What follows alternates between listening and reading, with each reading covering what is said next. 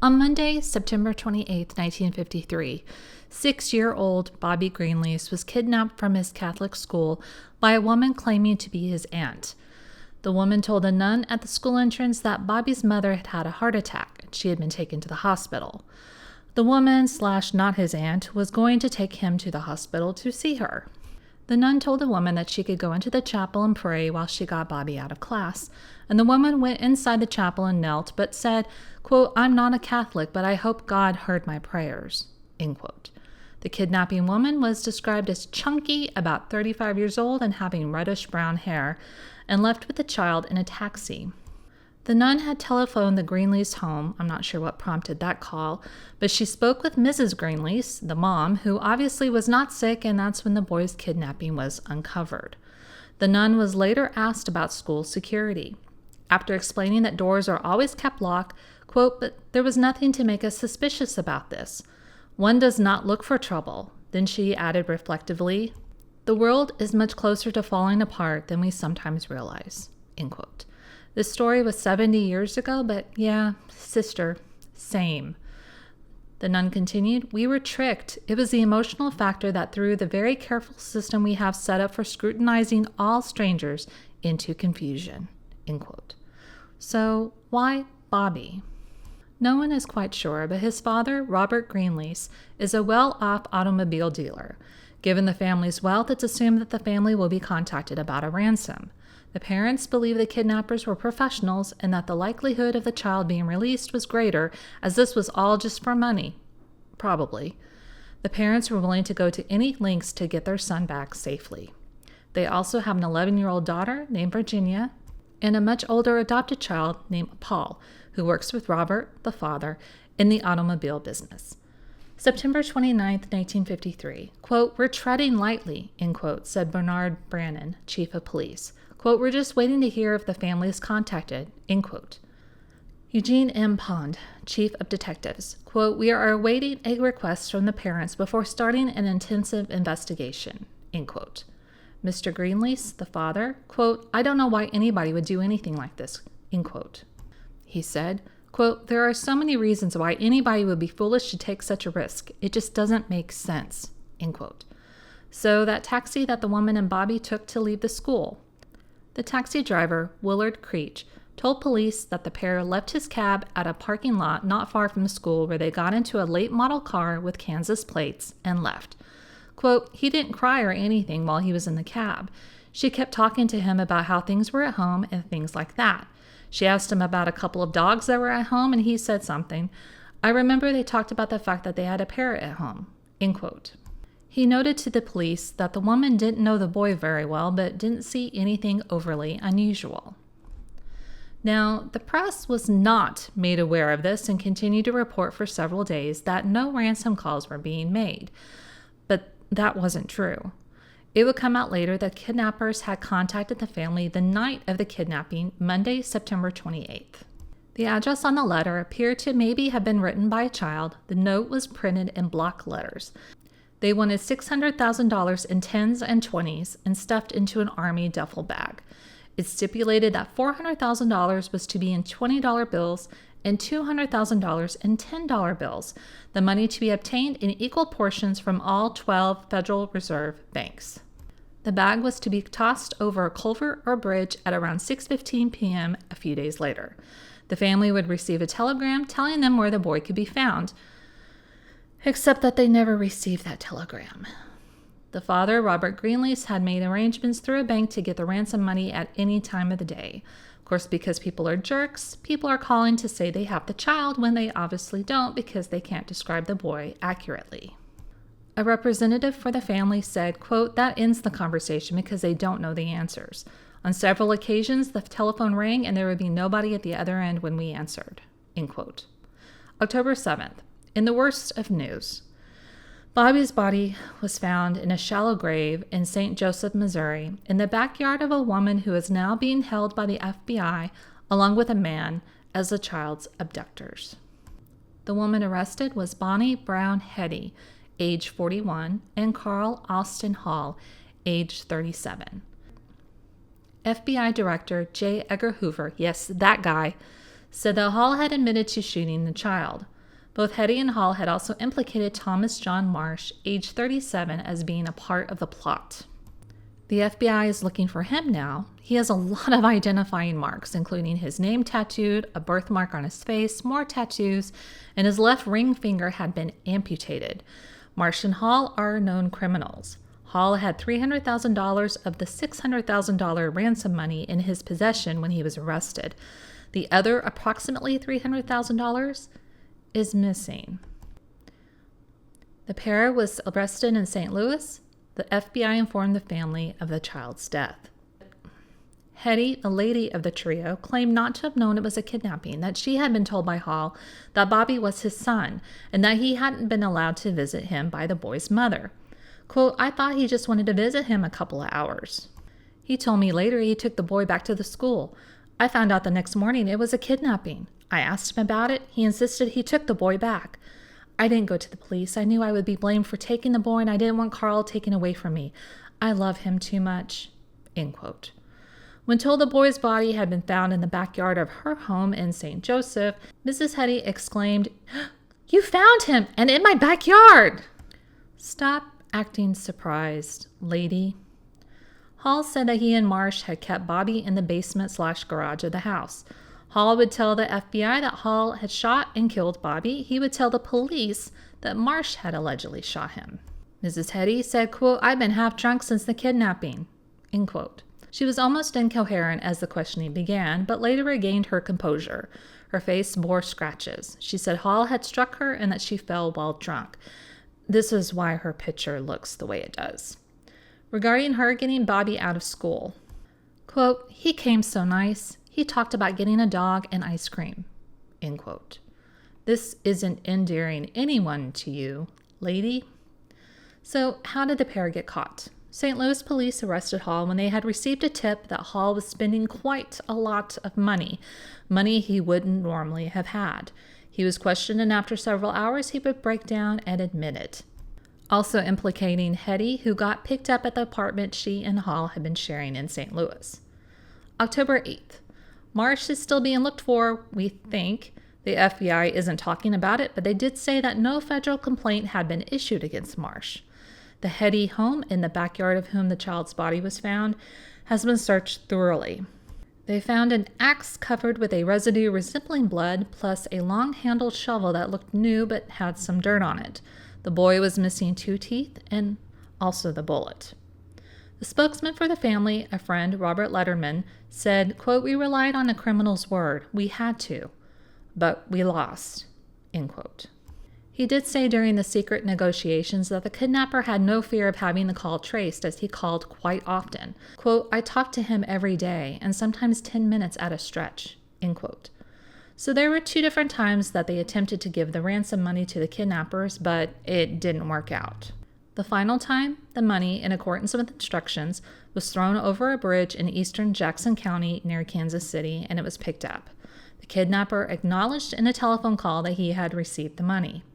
So then the caller told the family to send a rep to Pittsburgh, Kansas, and wait for further instructions. Mr. Letterman went with Norbert O'Neill and was in Pittsburgh for 2 days, but after no contact, they returned to Kansas City. So again, the rest of the ransom money, Hall thought that maybe he got drunk and lost his suitcase with the rest of the money.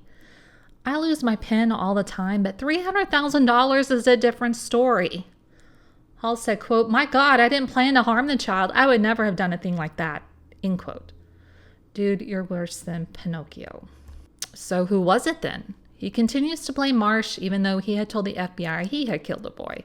He did admit that Bobby was already dead even before a ransom note had been sent to the family. Now, some of you may have heard about the Lindbergh baby kidnapping.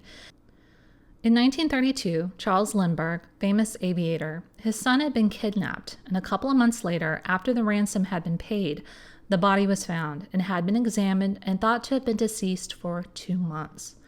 I don't know the particulars of the case. We may look at that in the future, but the happenings of that kidnapping and murder brought about what is called the Lindbergh Law, or the Federal Kidnapping Act. Per the Evening Star, October 8, 1953, quote, "The victim must be transported in interstate or foreign commerce and must be held for ransom or reward. The law does not apply to a minor moved across the state line by a parent. Under the federal law, the jury can recommend death in cases where the kidnappers fail to return their victim unharmed. Otherwise, the court can set any punishment it desires up to life imprisonment.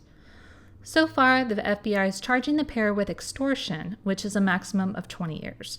They cannot charge with kidnapping as a federal charge, I believe, until it's known for sure if they took him across state lines. The pair are held on $100,000 bond each on federal charges of extortion, but will likely be brought to trial in the state of Missouri. They've waived a preliminary hearing. While this was happening, Bobby's funeral services were held. Hall led the FBI to a duffel bag, and there was no money in it. Some wonder if some underworld figures may have taken the missing $300,000. Stick a pushpin in that thought for later. October 10th, Edward Schufler, United States Attorney for Western Missouri, said last night he has no intention of turning the prisoners over to state authorities for prosecution at this time. Quote, "My assistants and I are anxious to see that these people are prosecuted as rapidly as possible and that they get the maximum penalty for the crime they have committed. It does not appear that all the evidence has been obtained." End quote. Hetty maintains she had no clue what was going on, but allegedly the FBI has said her fingerprints were found on the ransom/extortion note. Cab driver John Hager with Hall, who tipped police to Hall, quote, "I first thought I had a good time, Charlie. Then I knew I had something worse." End quote. Hager had met Hall in front of a downtown hotel at least 5 times, carrying 2 heavy suitcases in which about half of the $600,000 Greenlease ransom money was found, and he finally got scared because of Hall's actions. Apparently, Hall was also looking for some action. Wink, wink. Quote, "We drove to Sandy O'Day's house," she is now held in Kansas City as a material witness, "picked up Sandy, went to a bar, and had some drinks for which Steve, a.k.a. Hall, paid with a $20 bill. He shoved the change, $18, across the table to me and said, 'You take this.' I said to myself, 'What a fare I've got here.' Steve got out a piece of paper, a pencil, and an envelope from the bartender. He turned around, wrote out the note on the next table, and sealed it in the envelope. I got suspicious. I thought maybe he might be a cop trying to trap me into getting a girl for him. I said, 'Steve, I'm doing this for you only as a favor. But are you a cop?' He laughed and said, 'John, if you knew the truth, you'd really get a kick out of it.' When we got inside the motor court, Steve started walking around and talking. He said money was nothing and that all you could do is spend it. He said he hated little people. 'I want to be big,' he said. Then Steve went to his coat, which was in the closet, came back and tossed a fistful of 20s on the bed. He said he was half looped and asked me to count it. I did. There was $2,480. He pulled another 20 from his pocket, handed me the $2,500 and said, 'John, I want you to keep this for me.' He walked to the closet, came back with a .38 caliber revolver and said, 'Ain't this a beaut?' I left about midnight, but returned the next morning with the rented car, the suitcase, and the briefcase. Steve was wild, pacing up and down like a madman. He said the plans had been changed. He said for me to take Sandy in the rented car, drop her off where she could get a cab and come back for him. I asked him why he couldn't ride in with us. He said, 'I've got something I want to do.' We left. After we got out on the highway, Sandy said she had seen one of the suitcases open and that was loaded with $10 and $20 bills. 'There must be $1 million back there,' she said. That's when I got scared." End quote. October 12th. We now have some things cleared up. They had planned to kill the child even before they had actually kidnapped him. Hall and Hetty signed statements that they took Bobby over the state line from Missouri into Kansas, where Hall had killed him by firing a bullet into the right side of the boy's head. The two admitted to digging the grave prior to even having the boy in their possession, and Hetty, who claimed to have not known what was happening, admitted she had been with Hall at the time the boy was murdered. So with that, the FBI can now charge them with federal kidnapping charges, plus state charges for murdering and kidnapping. So what about this Marsh guy? Marsh was not involved at all, according to Hall. The station wagon the couple had been driving and then abandoned showed slugs fired from Hall's .38 caliber gun, which were tested and proved to be from that gun, plus bloodstains had been found. October 13th. The prisoners had been moved from St. Louis to Kansas City. October 14th, federal grand jury called into session. Mrs. Yonover, fellow cellmate in St. Louis, said Mrs. Hetty told her, quote, We took the boy to a deserted road in Kansas. He hadn't been told he was going to die, but he became frightened and agitated. He didn't cry or yell, but when the car stopped, he started to struggle. Carl fired 2 shots at him, but because the boy was jumping around, both shots missed. Carl finally had to beat him with his fists, knocking out 2 of his front teeth. Then he shot him. We took the body out of the station wagon, put it in a plastic bag, and then put it back into the car. We then drove to St. Joseph and buried it in my backyard. I was awfully nervous during the actual killing, and my hat got knocked off in the excitement." End quote. Oh dear, your poor hat. The matrons at the jail said that this lady was ice cold. October 15th. So the FBI was a lot more involved in the case from the beginning than they had let on. The FBI had recorded all of the phone conversations from wiretaps they had put on the family telephone, with the family's permission, after the boy had been kidnapped. Normally the FBI would not have done the wiretaps, but the Attorney General had okayed it, so they proceeded. Because the family received the ransom demand in the mail, from what I understand, that's actually what allowed the FBI to join in immediately, because the Postal Service is federal. In the beginning of the calls, Hall would disguise his voice using short phrases or using odd terms, but eventually the conversations became longer. After receipt of the money, Hall said he was checking it and that they would have their child within 24 hours. We all know that's not what happened. The recordings may be able to be submitted as evidence. However, if the pair are tried in federal court, the wiretaps cannot be submitted as evidence. But the state courts do allow it, so it's believed that this could change the rule and allow the FBI to use wiretaps as evidence in major crimes. So what's the law now? Wiretaps are only allowed if law enforcement can establish probable cause that wiretaps may provide evidence of a felony violation of federal law. Once that probable cause has been made, impartial federal judges will approve or disapprove the use of the tap. That judge must monitor how the tap is conducted. If you don't meet these requirements, it's a serious felony. And as such, the wiretaps cannot be used as federal evidence unless they've adhered to these standards. It's usually only used, if at all, in cases of terrorism or more serious crimes. October 19th. Well, now we're not looking at the baddies in the case today. Instead, the St. Louis Board of Police Commissioners is looking into their own policemen. Ruh-roh. Lieutenant Shoulders, who was credited with solving the case, will be questioned at some point once he has recovered from some health issues. But it's not just him, but all that were involved in the case. Apparently, there are some discrepancies in the police account as seen by the FBI.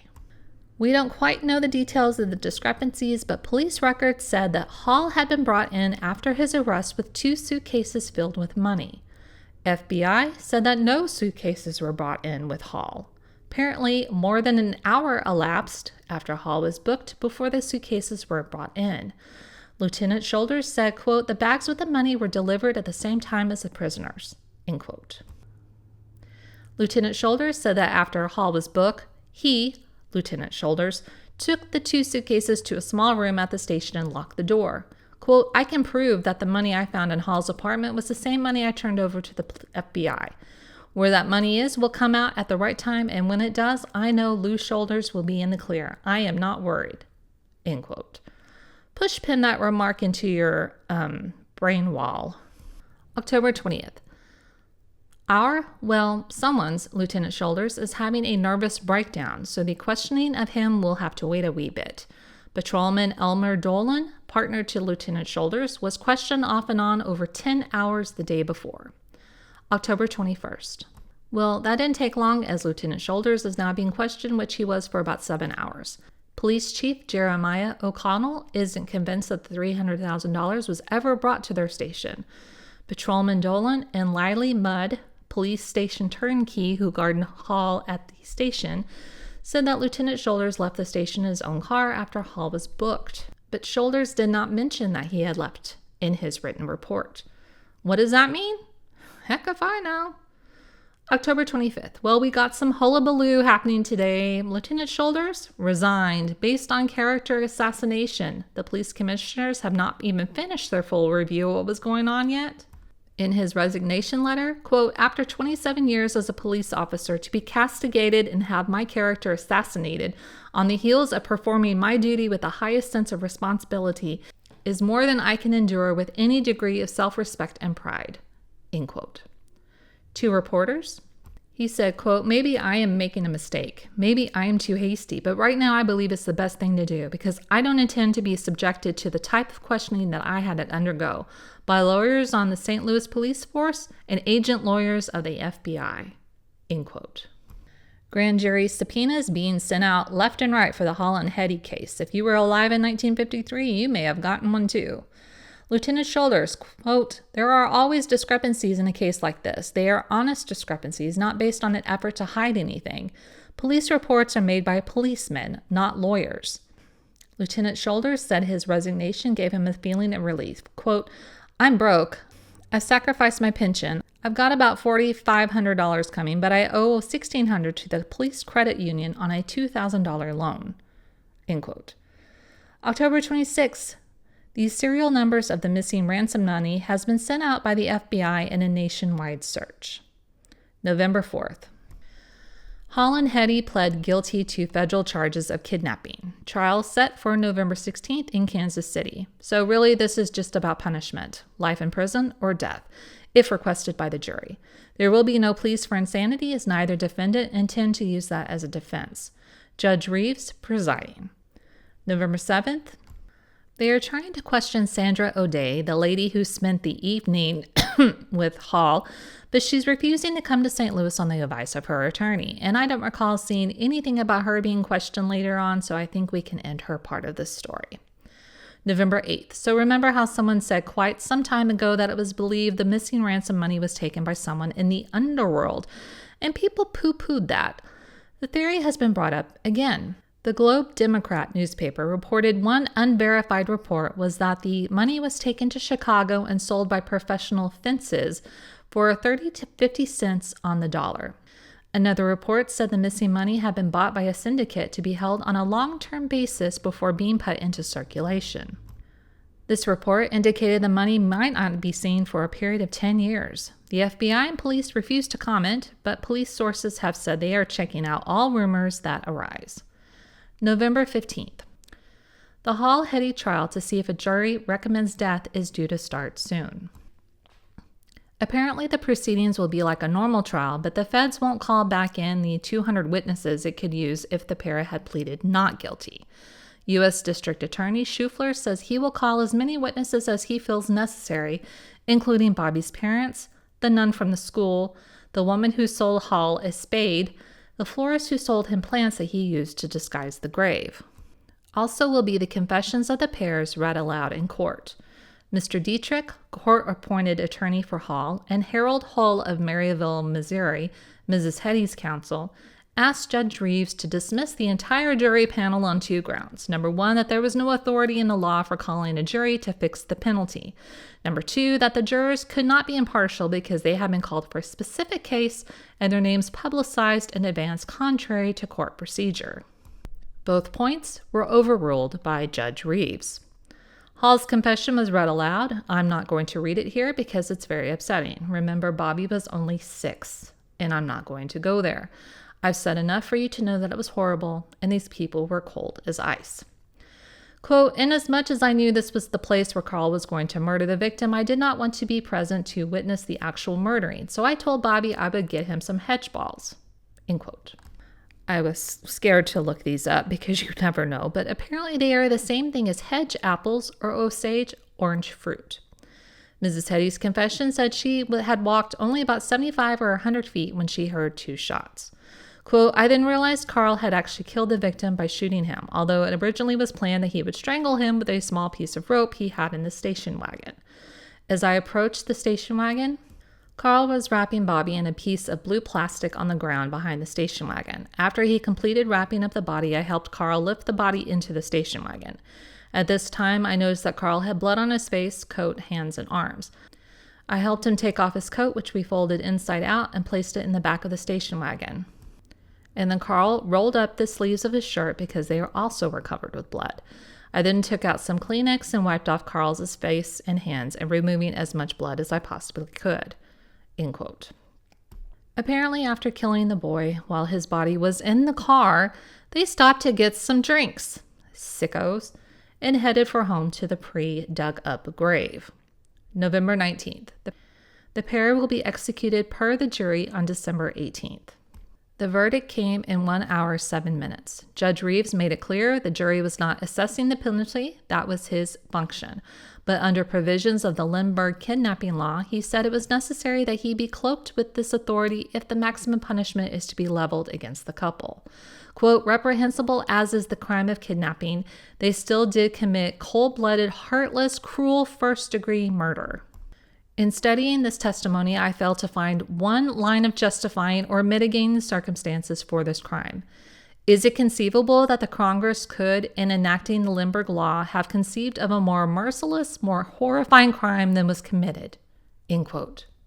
Hall tried to take the blame for everything, leaving Hetty out of it, but Mr. Schufler said she had every opportunity in the weeks of planning the kidnap killing to intercede for Bobby's life by saying, no, Carl, let us not do this.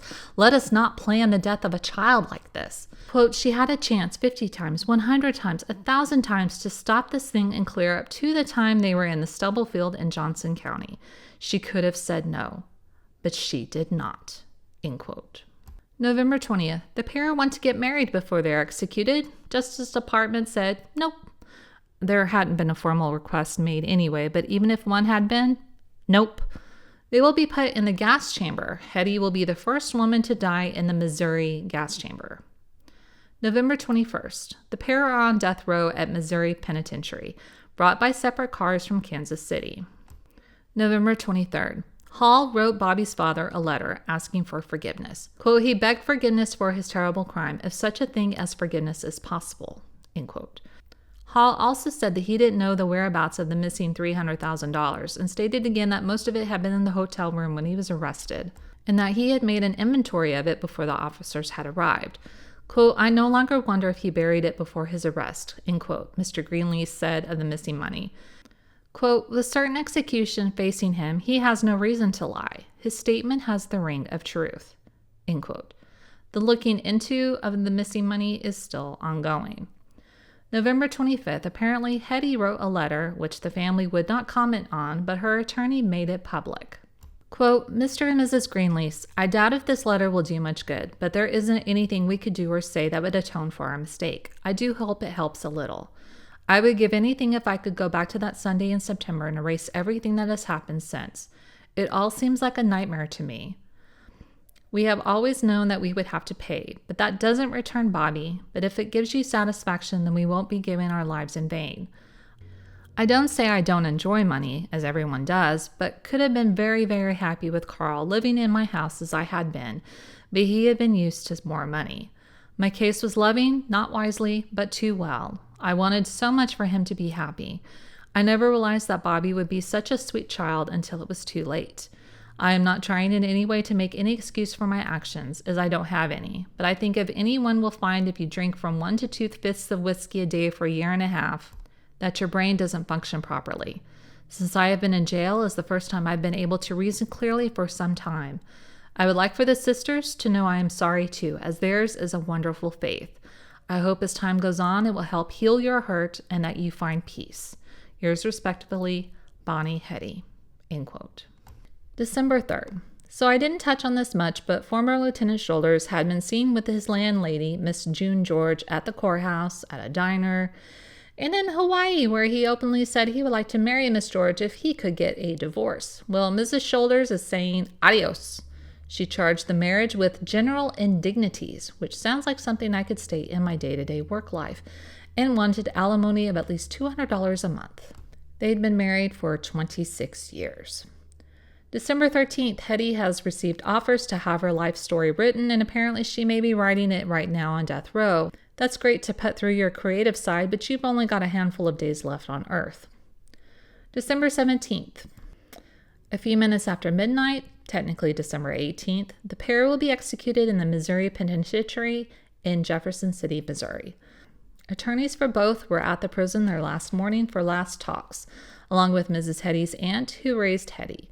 If you're interested in their last meal, they will have fried chicken, mashed potatoes and gravy, combination salad with Roquefort cheese dressing, and rolls. Apparently, a combination salad is a salad with greens and also something else like chicken, chef salad, for example. Anywho, they will eat at about 5 p.m. 2 ministers will be with them until the end. December 18th. The pair died together in the gas chamber. They were strapped into individual chairs, I believe. They refused to make any final statements about anything, including the whereabouts of the rest of the ransom, and instead spent their last few minutes alive, talking briefly and hugging and sharing a kiss, sharing a final cigarette, said goodbye to their guards, and died next to each other, quote, amid swirls of cyanide gas, end quote. Hetty is the third woman to be put to death under federal authority. The first, Mary Surratt, as a conspirator in the assassination of Abraham Lincoln. The second, Mrs. Ethel Rosenberg of New York, for passing atomic secrets to Russia, along with her husband. December 19th. Well, that part of the story is over, but wait, what about the money? We still don't know jack about the money, but both police officers, Dolan and Shoulders, would eventually be charged with perjury for lying on their reports over the course of the next several months. Several persons who were in the station when Hall was taken in testified they saw no suitcases. Shoulders at one time said he and Dolan had taken the suitcases to the station at the time Hall was booked. Later, he said he slipped the suitcases into the station 10 minutes after Hall was taken in. Dolan indictment said, quote, the testimony of Elmer Dolan, as he then and there well knew and believed, was untrue and false in that suitcases mentioned containing the ransom money were not taken into the police station at the time or in the manner alleged in the testimony, end quote. He was jailed with $25,000 bail. May 22nd. Shoulders and Dolan have been sentenced to prison for lying about the ransom money. Shoulders has been sentenced to 3 years, Dolan for 2. Denied bail pending appeal and will go to jail. Shoulders given the longer sentence because he was the more dominant/senior in the case. This has nothing to do with where the money is. It's about their official reporting on what was going on with the money while it was supposed to be in their custody. September 2nd, 1955. 3 bills of the missing $303,000 has been found in Chicago. A female clerk at the Federal Reserve Bank of Chicago found a $20 bill that was part of the ransom money. So they rechecked between $300,000 and $400,000 in that day's receipts, and that's when 2 more bills were found. Another 20 had been found August 4th in North Dakota, 2 found at the Federal Reserve Bank of St. Louis. July 8th, 1958. Still looking into the freaking money. A committee led by Robert F. Kennedy, no less, have developed information that some union officials might know a little something about the missing money. The union in question? The Teamsters. Who was leading the Teamsters at this time? One Jimmy Hoffa. Members of this union? Joseph Costello, cab owner who was a longtime friend of Lieutenant Shoulders. John Hager, who used to drive for the company and at the time was the tipster to the police about Hall. And Robert B. Barney Baker, aide to Hoffa and trustee of the Teamsters cab drivers local in St. Louis at the time of the case. As interesting as all this sounds, it went nowhere and revealed nothing. So whatever came of the money? Nothing. It's never been found. According to the FBI website, once Shoulders and Dolan had served their time, they returned to the St. Louis area. Shoulders passed away in 1962. Dolan received a full pardon from President Johnson in 1965.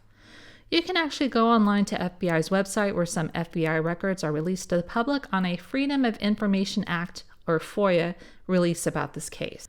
I didn't refer to these at all for this story other than seeing what happened to the killers. I stuck with the newspaper accounts as per my channel's thing, but if you find true crime fascinating and want to read some of the case file information, you can find it pretty easily online. Rest in peace to Bobby Greenlease, a little 6-year-old innocent boy killed for greed.